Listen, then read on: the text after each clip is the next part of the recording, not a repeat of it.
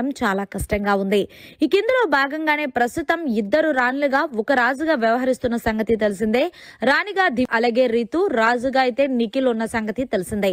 ప్రస్తుతం big boss house లో 11వ వారానికి సంబంధించిన కెప్టెన్సీ కంటెండర్ టాస్క్ అయితే జరుగుతుంది.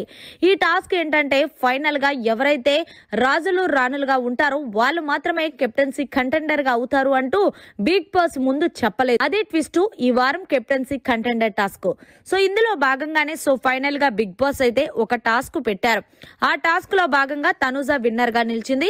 సో తనుజాకి విన్నర్ గా నిలిచినందుకు బిగ్ బాస్ బంపర్ ఆఫర్ ఇచ్చారు. సో ఫైనల్ గా దివ్య కమాండర్ గా అయ్యి తనుజ మాత్రం క్యూన్ గా అయిపోయింది. ఇంకేముంది, కట్ చేస్తే ఎవరైతే చివరిగా రాణులు ఇద్దరు రాజు ఒకరు మిగులుతారో వాళ్ళు మాత్రమే కెప్టెన్సీ కంటెండర్ గా అవుతారంటూ బిగ్ బాస్ తెలియజేశారు.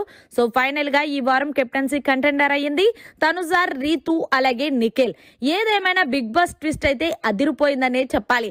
పాపం దివ్య మొహం మాడిపోయిన మసాలా దోశలా పెట్టింది. ఎందుకు అంటే అప్పటి వరకు ఉన్న రాణి కాస్త కమాండర్ గా మారిపోవడం, తర్వాత బిగ్ బాస్ తనుజాని కెప్టెన్సీ కంటెండర్ గా పోటీ చేయమండం నిజంగా నెక్స్ట్ లెవెల్ అనే చెప్పాలి ఈ వారం బిగ్ ట్విస్ట్ లో. సో ఫైనల్ గా మీరు ఏమంటారు అనేది కమెంట్ చేయండి. మరి మొత్తానికి తనుజ రాణి అవ్వడంపై అలాగే కెప్టెన్సీ కంటెండర్ అవ్వడంపై మీ అభిప్రాయాన్ని జర కామెంట్ రూపంలో తెలియజేయండి.